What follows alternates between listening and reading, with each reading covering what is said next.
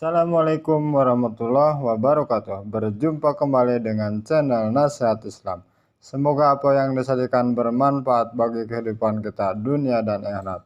Jangan lupa bersyukur alhamdulillahirrabbilalamin dan membaca salawat Allahumma sholli ala Muhammad wa ala ali Muhammad. Selamat menyimak, semoga bermanfaat. Bismillahirrahmanirrahim. Alhamdulillahirabbil alamin. Allahumma shalli wa sallim ala sayidina Muhammadin miftahi babi rahmatillah adada ma fi ilmillah salatan wa salaman daimain bidawami mulkillah wa ala alihi wa sahbihi. Allahumma shalli ala sayidina Muhammadin salatan taftahu biha lana futuhal arifin wa tufaqihuna biha fid din wa ala alihi wa sahbihi. Assalamualaikum warahmatullahi wabarakatuh. Sahabat,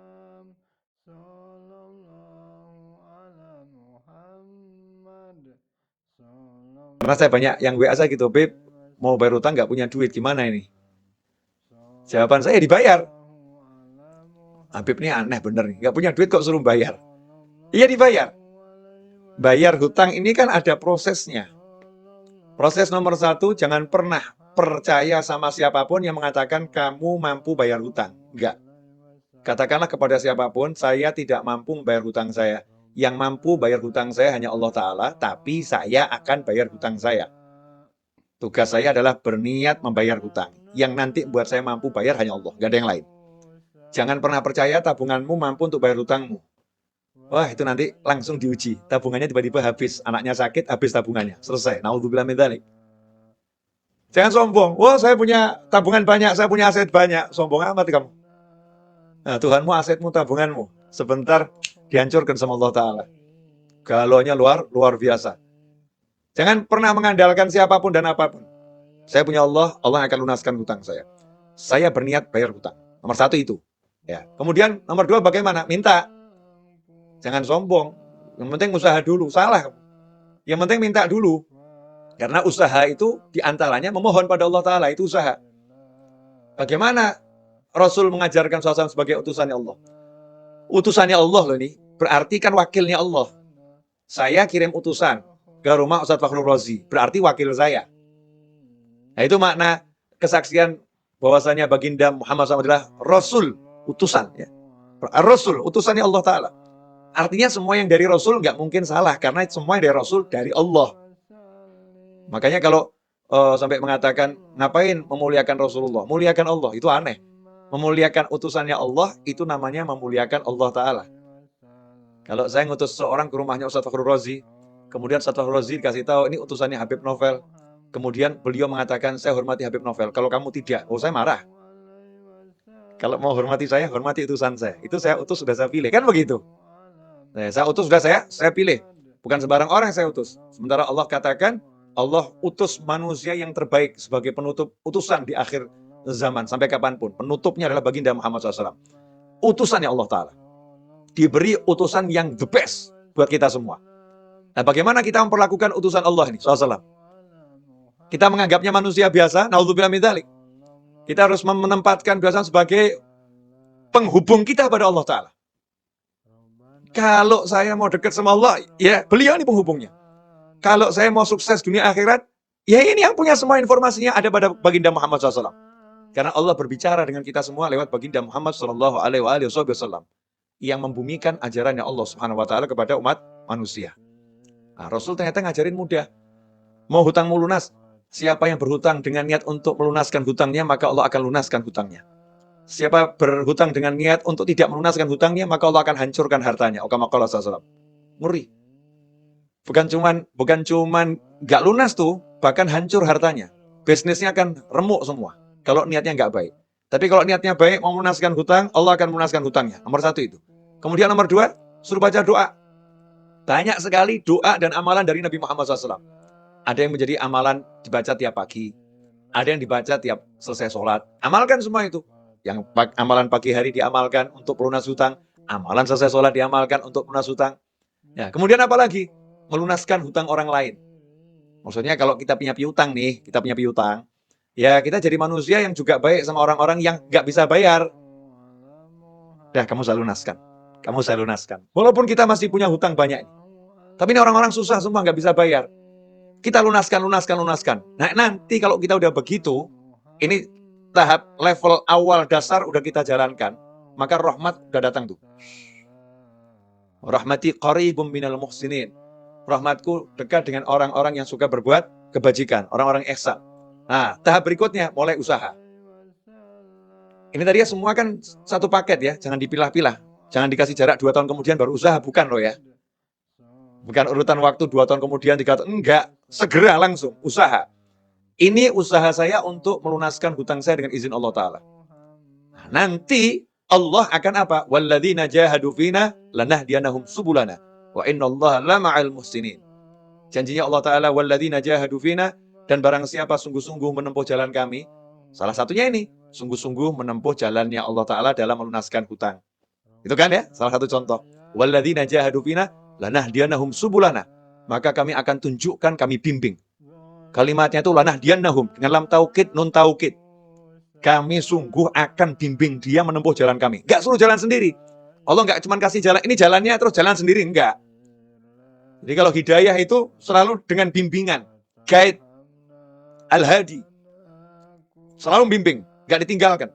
Dibimbing untuk menempuh bukan satu jalan, jalan-jalannya Allah Ta'ala. Sehingga orang yang sudah menerapkan syariatnya Nabi Muhammad SAW tidak akan pernah kehilangan ide, tidak akan pernah kehabisan cara, tidak akan pernah kehabisan jalan, karena Allah bukan bimbing dia satu jalan, Allah akan bukakan miliaran jalan. Nih. Nah kalau begitu ya tenang saja. Lawang dikasih tahu sama Allah solusinya segitu banyak kok, masa nggak tenang? Bleng. Lah yang ada sekarang gimana? Pusing, mata gelap, nggak ada solusi. Gimana ini? Mentok, taunya cuma satu jalan. Jalannya apa? Cari duit. Lupa sama yang ngasih duit, yaitu Allah Subhanahu wa Ta'ala. Nah, ini tenang ini kalau kita mau kembali pada Allah Subhanahu wa Ta'ala. Kalau kita nggak mau kembali sama Allah, nggak bakal tenang. Apapun yang kita andalkan akan buat kita susah. Apapun yang kita harapkan akan membuat kita menjadi galau, resah. Tapi kalau kita kembali pada Allah Ta'ala, bersandar sama Allah Ta'ala, maka selesai masalah. Contoh, ini contoh bersandar sama Allah. Kita masih ingat betul dalam hadis disebutkan, ada 3 orang berteduh di dalam sebuah gua. Ya, sebuah gua di sebuah bukit. Saat berteduh, tiba-tiba ada batu yang jatuh dari atas gunung itu, menutup persis di mulut gua. Tanpa celah. Ketiga orang di dalamnya tidak bisa keluar. Batunya besar. Ya, naluri manusia berusaha menggeser batu. 3 lelaki perkasa menggeser batu yang besar. Gotong royong bertiga itu dorong, batunya nggak gerak, orangnya yang terpental. Orangnya yang gerak, batunya nggak. Kenapa seperti itu? Karena batunya terlampau besar. Apa yang dilakukan? Apakah bersandar pada kekuatannya? Apakah bersandar pada tenaganya? Itu yang menyelesaikan masalah?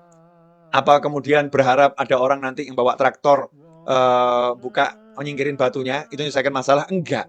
Yang diajarkan oleh Nabi Muhammad SAW saat itu adalah langsung kembali kepada Allah Ta'ala.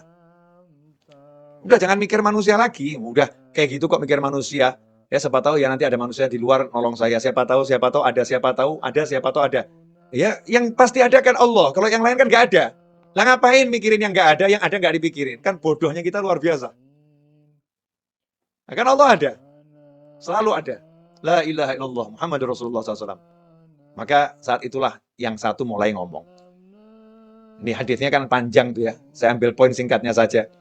Ya Allah, saya pernah ya mencintai seorang wanita. Cinta luar biasa. Dia saya ajak zina.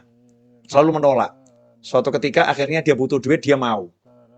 Nah, ketika dia sudah mau saya ajak zina, uang udah saya serahkan, karena dia butuh duit tadi untuk kepentingan keluarganya yang mendesak.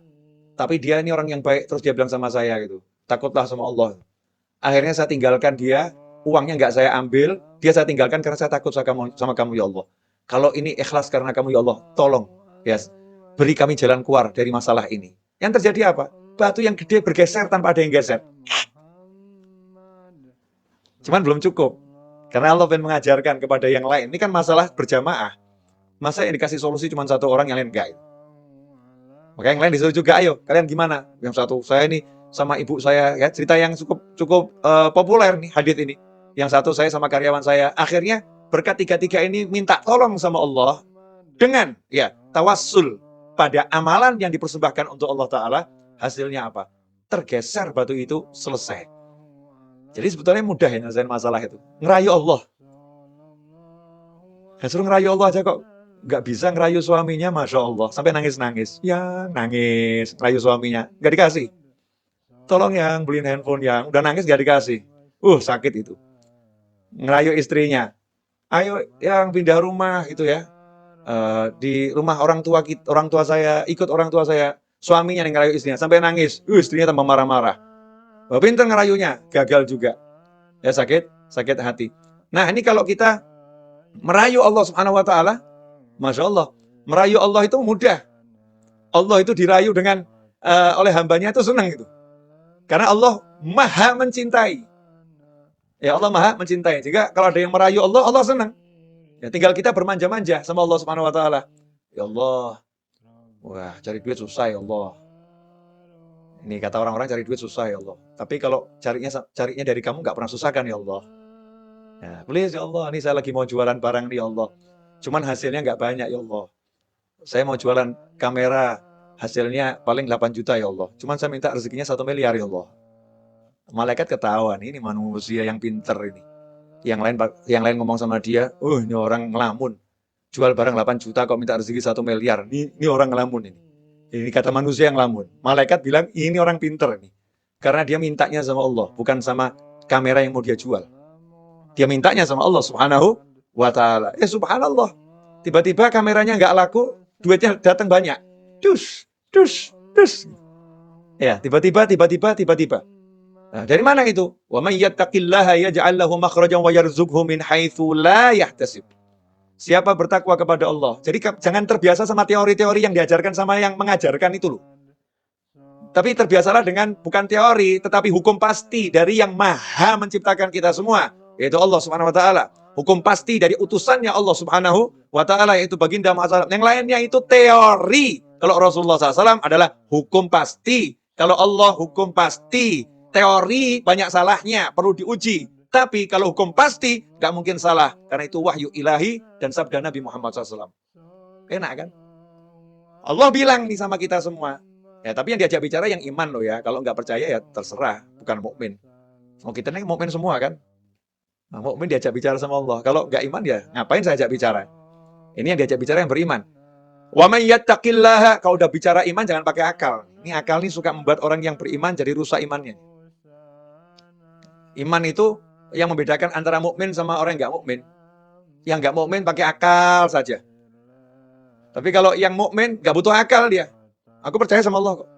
Nah gimana? Ya urusannya Allah. Aku percaya sama Allah, selesai. Itu mukmin. Walaupun orang yang beriman akalnya dipakai untuk menambah keimanannya. Ya, untuk keimanannya, untuk menyampaikan kepada orang lain agar bisa menjadi beriman pula. Tetapi ketika dia beriman, dia nggak butuh akal gitu. Dia cukup butuhkan hatinya yang meyakini Allah Subhanahu wa Ta'ala. Subhanallah. Wa may yattaqillaha. Allah yang bilang nih. Dan barang siapa yang bertakwa kepada Allah. Takwa itu gampang kok. Saya bilang takwa itu susah. Walaupun kita kan takwanya masih ya begini-begitu. Tapi takwa itu gampang. Simple. Yang diperintah jalankan. Yang dilarang tinggalkan. Selesai toh. Kayak gini loh. Kayak gini. Wah zaman sekarang ini mau ke mall aja susah nih. Mesti punya aplikasi Peduli Lindungi. Mesti harus sudah divaksin. Mau ke mall aja susah. Nggak susah toh ya? Ya jalankan saja peraturannya. Kalau kamu sudah vaksin, punya aplikasi Peduli Lindungi, kamu ke mall, mudah, nggak susah. Kan gitu. Nah, begitu pula dalam kehidupan kita dengan Allah Ta'ala. Simple. Kamu laksanakan perintah Allah, kamu jauhi larangan Allah, Allah laksanakan janjinya kepadamu. Wa may